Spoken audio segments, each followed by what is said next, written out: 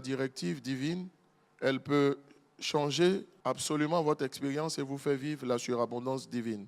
Si nous parlons de la directive divine, il est important de savoir comment la recevoir. On ne peut pas parler de la directive divine sans parler de comment entendre la voix de Dieu ou comment recevoir la voix de Dieu. Dieu parle à tout le monde, mais tout le monde ne reçoit pas la volonté de Dieu. Et à ce propos, nous sommes en train de citer 5 catégories de personnes à qui Dieu ne révélera pas sa volonté. Il y a certains types de cœurs, quand vous les avez, vous ne pourriez pas discerner la volonté de Dieu pour votre vie. Quelles sont ces 5 catégories de personnes? La première catégorie de personnes à qui, à coup sûr, Dieu ne révélera pas sa volonté, c'est ceux qui ne sont pas assoiffés de la présence de Dieu. Lorsque vous n'êtes pas assoiffé de la présence de Dieu, ça signifie tout simplement que vous ne passez pas du temps dans la présence de Dieu. Vous n'avez pas pris le temps de développer dans votre vie, dans votre relation avec Dieu. Vous n'avez pas pris le temps de développer l'habitude de la présence de Dieu. Si vous vous attendez à prier, à avoir de bons moments de prière, une fois chaque semaine, il ne faut pas vous attendre à entendre Dieu. Ce n'est pas possible. Dieu n'est pas avec tout le monde. Dieu se trouve dans sa présence. Si vous voulez rencontrer le Seigneur, il faut aller le trouver dans sa présence. C'est dans sa présence qu'on rencontre le Seigneur. Hors de sa présence, vous ne risquez pas de rencontrer le Seigneur. Et si vous ne risquez pas de rencontrer le Seigneur, il est certain que vous ne risquez pas d'entendre sa voix. Le psaume 27 au verset 4, il dit « Je demande à l'Éternel une chose que je désire ardemment. » Ça signifie plus que tout. « Je voudrais habiter toute ma vie dans la maison de l'Éternel. » Autrement dit, s'il y a un endroit où j'aimerais être le plus, c'est dans la présence de Dieu. Ça veut dire que David aimait la prière. Ça veut dire que David aimait l'adoration. Ça veut dire que David ne manquait pas un seul instant, n'est-ce pas, pour pouvoir se connecter à Dieu.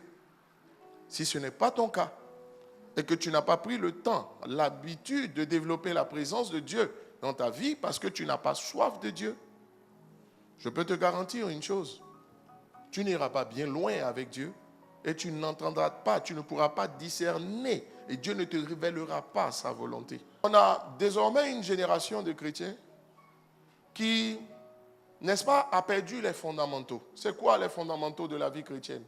Les fondamentaux de la vie chrétienne, c'est la lecture quotidienne de la Bible. Les fondamentaux de la vie chrétienne, c'est la prière quotidienne. Les fondamentaux de la vie chrétienne, c'est le culte personnel. Vous ne pouvez pas remplacer le culte personnel par le culte collectif comme celui qu'on est en train d'avoir. Certaines personnes parmi nous n'ont de relation avec Dieu, n'ont de contact avec la Bible, avec la parole ou avec la présence de Dieu que lorsqu'ils viennent à l'église. Et comme dans le fond, ils n'ont pas pris l'habitude de développer cela, chaque fois ils recherchent de nouveaux programmes pour pouvoir entretenir leur vie spirituelle. Et généralement, ils vont de programme en programme, croyant que ces programmes vont combler la soif du culte personnel. Absolument pas. Cherche plus que tout à être dans la présence de Dieu. Sois un homme de prière. Aie soif de la connaissance de Dieu. S'il y a de telles personnes, que Dieu révèle sa volonté. Dans le livre de Jérémie, au chapitre 29, au verset 13, voici ce que Dieu dit par la bouche du prophète. Vous me chercherez, autrement dit, vous aurez soif de moi. Et parce que vous avez soif de moi, vous, chaque jour, de manière régulière, vous ne manquerez pas une occasion de rentrer en prière, de rentrer en jeûne. Comment veux-tu que Dieu te parle si tu n'as quasiment pas de vie de jeûne? Vous ne pouvez pas exercer votre foi sans poser des actes.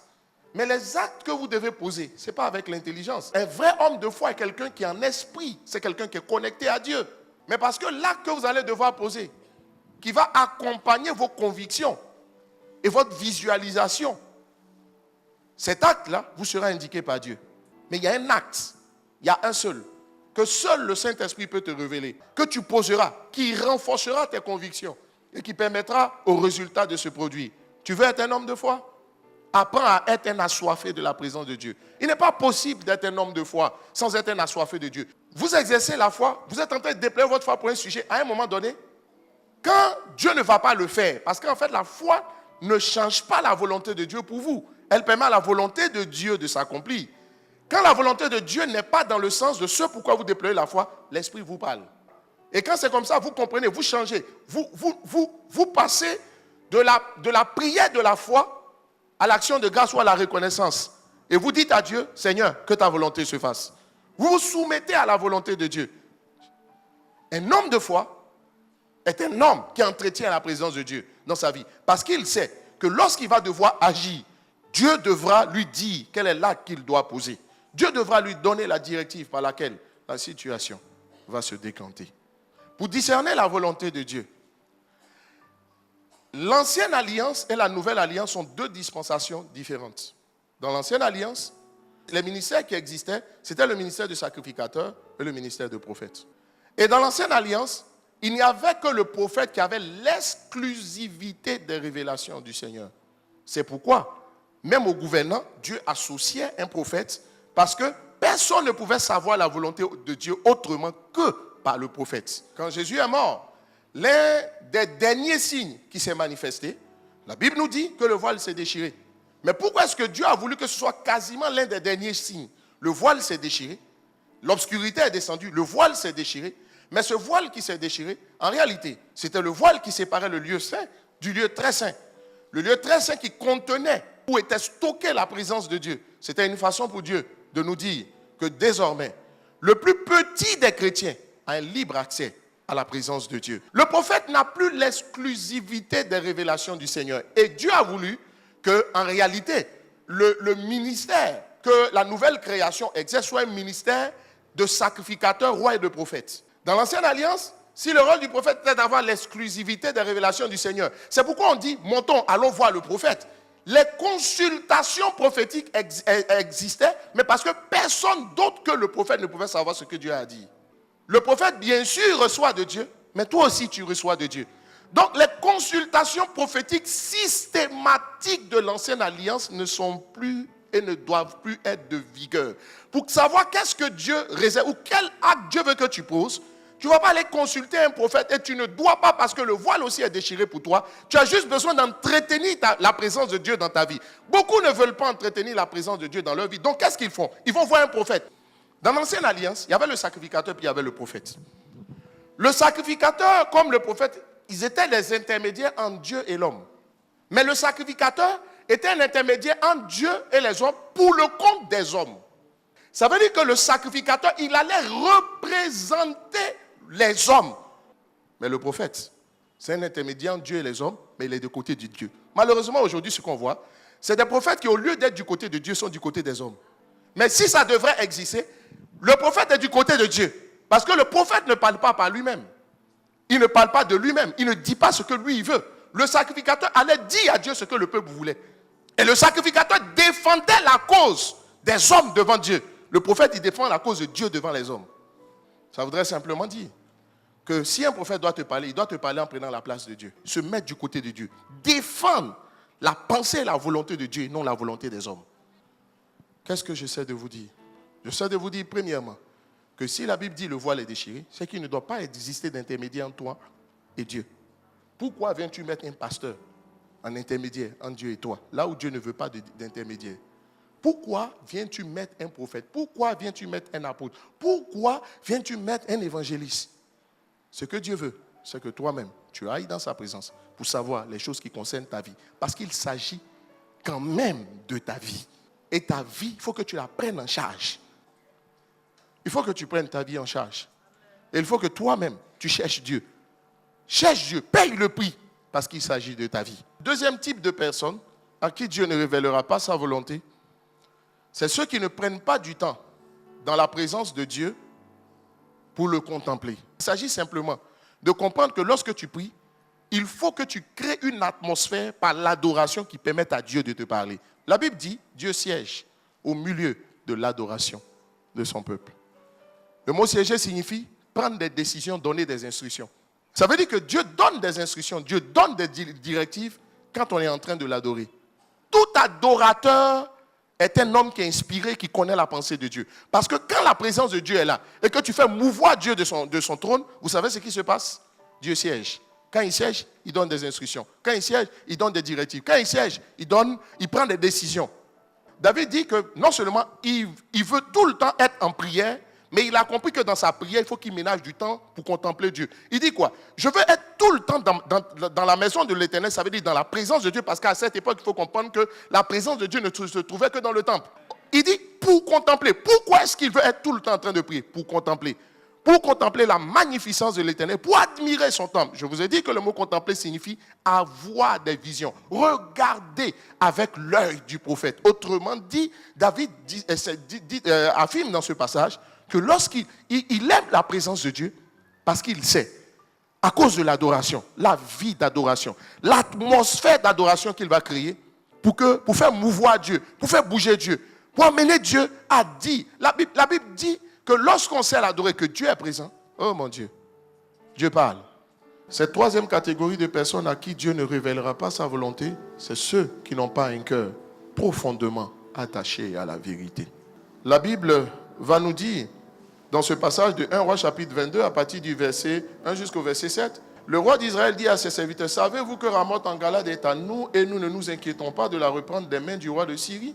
Et il dit à Josaphat, veux-tu venir avec moi attaquer Ramoth en Galade? Josaphat répondit au roi d'Israël, nous irons, moi comme toi, mon peuple comme ton peuple, mes chevaux comme tes chevaux. Puis Josaphat dit au roi d'Israël, il dit, si c'est pour partir, ça semble être une bonne idée, mais ce n'est pas suffisant. Vous avez les chrétiens Akab et vous avez les chrétiens Josaphat. Les chrétiens Akab, ce sont les chrétiens qui font les choses parce que c'est juste logique et bon de le faire. On ne peut pas aller faire ce qui est logique sans demander à Dieu, sans interroger le Seigneur. Les chrétiens Josaphat sont des chrétiens qui ne font rien sans interroger le Seigneur. Qu'est-ce qui va se passer au verset 6? La Bible va dire que le roi d'Israël va assembler les prophètes au nombre de 400. Ça veut dire lui seul, il avait 400 prophètes qui lui donnaient les révélations. Ça ne veut pas dire que parce que plusieurs prophètes ont dit la même chose que c'est vrai. Mais c'est 400 personnes, c'est le consortium. C'est eux qui ont donné la parole. 400 gars, mais eux tous avaient menti.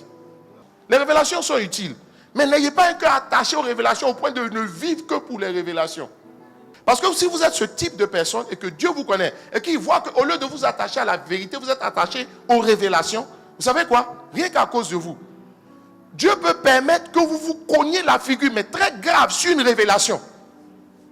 Parce que si on vous parle que vous ne comprenez pas, vous allez faire une sortie de route terrible à la suite d'une révélation. Pas parce que l'homme de Dieu est menteur, mais Dieu veut te régler un problème en toi.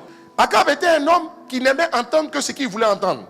Et la Bible va nous dire par la suite que le roi d'Israël assemble les prophètes.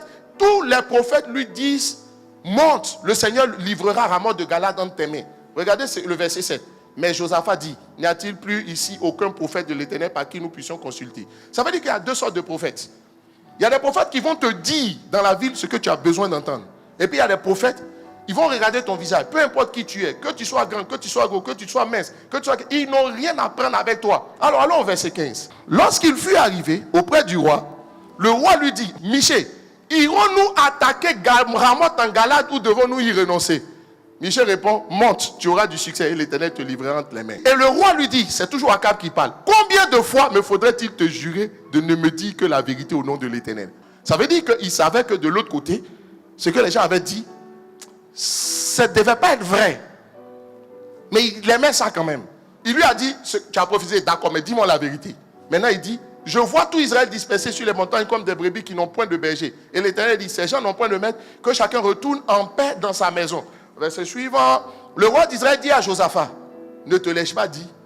Il ne prophétise sur moi rien de bon. Il ne prophétise que le mal. Ça veut dire qu'il y a des gens qui ne prophétisent que le bien sur toi. C'est bizarre, souvent tu as des gens, mais tous les jours ils vont te dire tu es jolie. Tu viens les voir, tu dis est-ce que je dois marier lui là? Quand il a un peu d'argent, il dit oui, que c'est ton mari qui est là.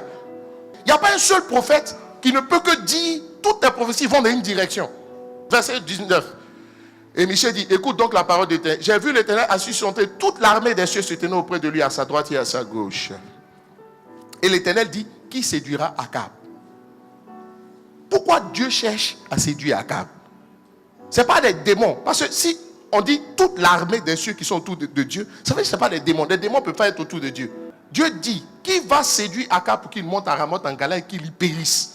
Ça veut dire que quand Dieu voit que tu es quelqu'un qui a 4000 prophètes, qui est attaché aux révélations, tu sais ce qu'il va faire à un moment donné? Dieu va permettre qu'il y ait certains qui te séduisent. Pourquoi? Il dit qu'il se dira Akab pour qu'il monte à Ramoth en Galère et qu'il y périsse. Il répondit, ça dit qu'un vrai problème va t'arriver. Tu vas te cogner la tête. En fait, sur la base d'une révélation, tu vas payer un prix, un tellement lourd tribut, que quand tu vas sortir là, tu vas réfléchir par 2 fois. Verset 21. Et un esprit vint se présenter devant l'Éternel et dit, moi je le séduirai. Verset 22. L'Éternel dit, comment? Il dit, je serai un esprit de mensonge dans la bouche de tous les prophètes. Comme il n'aime pas la vérité, on va lui mentir bien en même temps. Et l'Éternel dit, tu le séduiras et tu en viendras à bout. Sors et puis fais ainsi. Comment Dieu peut autoriser un esprit de mensonge pour aller dans la bouche d'un prophète, pour dire des mensonges, pour que le gars se pète? Mais c'est parce qu'il a le cœur qui n'est pas attaché à la vérité. 2 Thessaloniciens chapitre 2 verset 7. On va aller même au verset 10. Il dit, par toutes sortes d'actions mauvaises, il trompera les gens qui se perdent. Il dit, il y a des gens qui se perdent, qui n'aiment pas la vérité. N'est-ce pas? Et ils se perdent parce qu'ils n'ont pas reçu et aimé la vérité qui pouvait les sauver. Ils n'ont pas aimé et ils n'ont pas reçu la vérité qui pouvait les sauver. Alors le verset va dire, à cause de cela, Dieu leur envoie une force trompeuse qui les fait croire aux mensonges. Ne poursuivez pas les révélations dans votre vie. Parce que quand Dieu te regarde, il sait que tu ne vas accepter que ce qui t'arrange. Il te connaît. Ton cœur est tellement attaché à ce que tu veux que tu vas demander à Dieu ce que tu sais qui peut se réaliser. Tu sais quoi? Tu sais quoi? Dieu va permettre que ton signe s'accomplisse. Mais parce qu'à l'origine, ton cœur n'est pas prêt à accepter la volonté de Dieu. Et l'un des problèmes que nous avons en tant que chrétiens, c'est qu'on dit, Seigneur, que ta volonté se fasse, mais on indique à Dieu quelle doit être sa volonté pour nous. Ce qui authentifie la parole que quelqu'un te donne, il faut regarder la personne elle-même. Quel est de manière générale son attachement? Est-ce qu'elle est en train de défendre des intérêts, oui ou non? Est-ce que c'est quelqu'un qui est attaché à la vérité? Est-ce que la personne cherche quelque chose de particulier avec vous? Les 400 prophètes, il faut venir dire à Akab, il ne faut pas y avoir monter. Quand tu le regardes, tu sais que lui, il veut monter. 2 Timothée, verset 3 à 4. Voilà. En effet, un moment viendra où certains ne voudront plus écouter l'enseignement juste. Mais ils suivront plutôt leurs désirs. Parce que ce sont les désirs des gens qui font qu'ils cherchent quelles sont les prophéties dans le ciel. Qui font qu'ils poursuivent les prophéties. C'est ça les désirs. Il veut voyager. Donc il faut qu'il trouve quelqu'un pour lui dire tu as voyagé. Et la Bible va dire ensuite, ils feront appel à une foule de maîtres qui leur diront ce qu'ils ont envie d'entendre. Donc ils vont partir où on va leur dire ce qu'ils ont envie d'entendre.